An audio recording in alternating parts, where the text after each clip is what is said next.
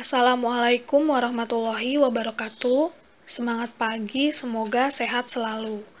Jika di bab sebelumnya Ibu sudah membahas tentang klasifikasi makhluk hidup, maka pada pembahasan kali ini Ibu akan membahas tentang klasifikasi materi. Apakah materi itu?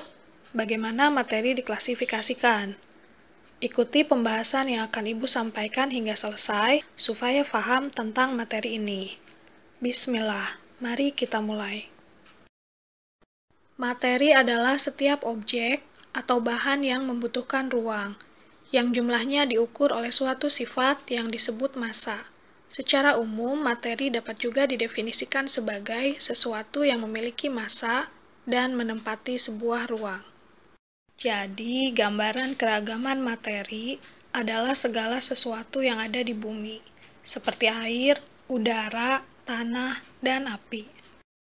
Adapun cara mengklasifikasikan materi, langkah-langkahnya sama seperti kita mengklasifikasikan makhluk hidup, meliputi proses pertama pengamatan terhadap karakteristik benda tersebut, kedua menentukan persamaan dan perbedaannya, yang ketiga mengelompokkan sesuai persamaan dan perbedaannya, dan yang keempat pemberian nama sesuai pada setiap kelompok benda tersebut. Materi berdasarkan wujudnya dikelompokkan menjadi satu zat padat, seperti besi, emas, dan seng. Yang kedua zat cair, seperti air dan minyak goreng. Dan yang ketiga gas, seperti uap air, asap, dan udara. Berikut perbedaan sifat zat padat, cair, dan gas. Zat padat mempunyai bentuk dan volume tertentu. Jarak antar partikel zat padat sangat rapat. Partikel-partikel zat padat tidak dapat bergerak bebas. Zat cair mempunyai volume tertentu, tetapi tidak mempunyai bentuk yang tetap, bergantung pada media yang digunakan. Jarak antar partikel zat cair lebih renggang. Partikel-partikel zat cair dapat bergerak bebas, namun terbatas. Terakhir, gas tidak mempunyai volume dan bentuk yang tertentu. Jarak antar partikel gas sangat renggang. Partikel-partikel gas dapat bergerak sangat bebas. Itulah perbedaannya. Kemudian unsur. Unsur merupakan zat tunggal atau murni yang tidak dapat diuraikan lagi menjadi zat yang lebih sederhana dengan proses kimia biasa. Bagian terkecil dari unsur adalah atom. Para ahli kimia menggunakan simbol atau lambang untuk menunjukkan perbedaan antara unsur kimia yang satu dengan yang lainnya. Simbol unsur yang saat ini digunakan secara internasional adalah simbol unsur yang diusulkan oleh Jöns Jacob Berzelius. Cara pemberian lambang unsur menurut Berzelius adalah sebagai berikut. Pertama, setiap unsur dilambangkan dengan satu huruf, yaitu huruf awal dari nama latinnya.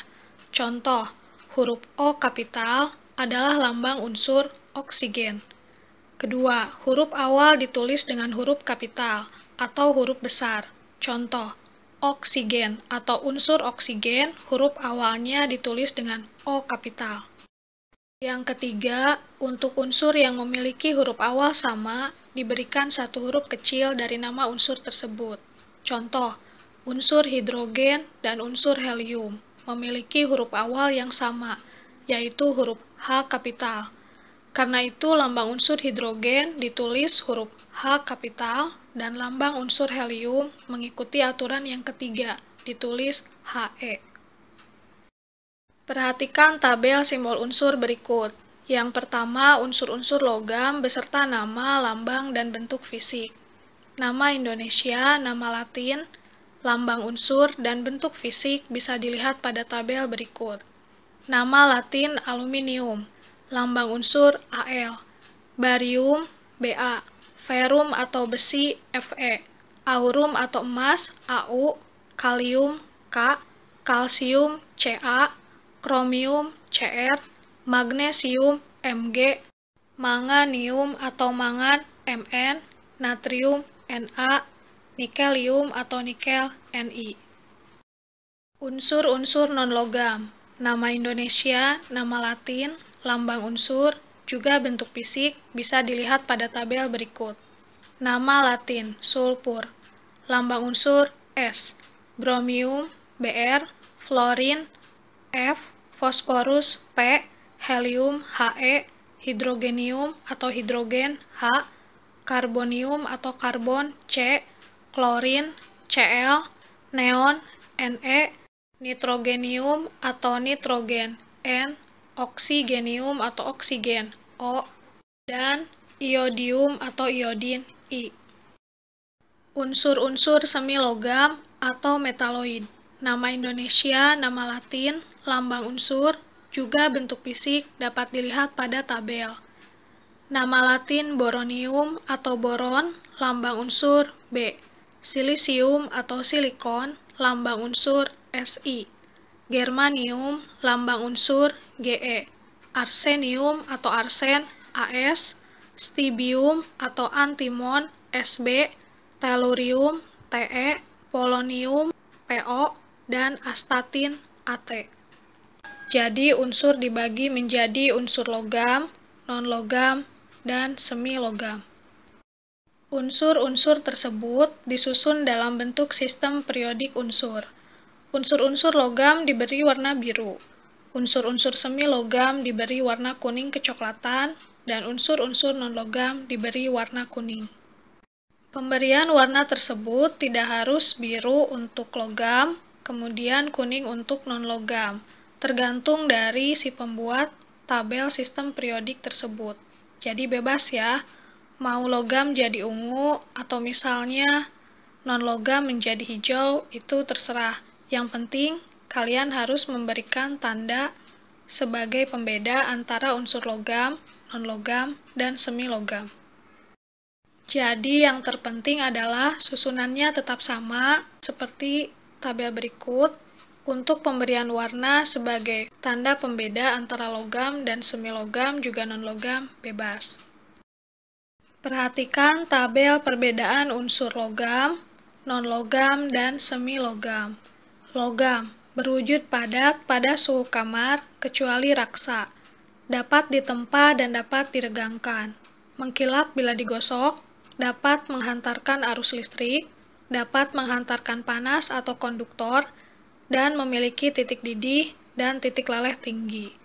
Non-logam ada yang berwujud padat, cair, dan gas, bersifat rapuh dan tidak dapat ditempa, tidak mengkilap, tidak dapat menghantarkan arus listrik kecuali karbon atau grafit, tidak dapat menghantarkan panas atau isolator, memiliki titik didih dan titik leleh rendah. Kemudian semi-logam, dikenal dengan nama metaloid, memiliki sifat logam dan non-logam, bersifat semi-konduktor. Semi-konduktor tidak dapat menghantarkan listrik dengan baik pada suhu yang rendah, tetapi sifat hantaran listriknya menjadi lebih baik ketika suhunya lebih tinggi. Itulah perbedaan di antara unsur logam, non-logam, dan semi-logam. Unsur-unsur kimia memiliki banyak kegunaan dalam kehidupan sehari-hari. Berikut beberapa kegunaan unsur. Yang pertama, natrium, bahan untuk membuat lampu natrium dan senyawanya digunakan untuk garam dapur. Yang kedua, strontium, senyawanya digunakan untuk membuat warna merah kembang api dan bahan untuk pembuatan cat kering. Magnesium, paduannya digunakan untuk bahan pesawat, juga ada pada bahan pasta gigi. Kemudian iodin, bahan untuk antiseptik dan senyawanya digunakan untuk garam beriodium dan fotografi. Masih banyak kegunaan unsur yang lain yang Ibu sebutkan tersebut adalah hanya beberapa dari sekian banyak unsur di alam. Kemudian senyawa, merupakan zat tunggal atau murni yang dapat diuraikan menjadi dua atau lebih zat yang lebih sederhana dengan proses kimia biasa. Misalnya, molekul air yang memiliki rumus H2O dapat diuraikan menjadi unsur hidrogen dan unsur oksigen. Bagian terkecil dari suatu senyawa adalah molekul, dan sifat suatu senyawa atau molekul akan berbeda dengan sifat unsur-unsur penyusunnya. Contoh molekul air terbentuk dari unsur hidrogen dan unsur oksigen. Pada suhu kamar, molekul air berwujud cair, sedangkan unsur hidrogen dan unsur oksigen berwujud gas. Suhu kamar yaitu berkisar 25 derajat Celcius. Perhatikan tabel contoh senyawa sederhana dan unsur penyusunnya. Yang pertama air, unsur penyusunnya tadi sudah hidrogen dan oksigen. Yang kedua garam dapur atau natrium klorida, unsur penyusunnya natrium dan klorin. Yang ketiga gula tebu atau sukrosa, unsur penyusunnya karbon, hidrogen, dan oksigen. Demikian pembahasan dari Ibu tentang klasifikasi materi, unsur, dan senyawa. Semoga paham ya. Untuk klasifikasi materi campuran, insya Allah akan Ibu bahas minggu depan.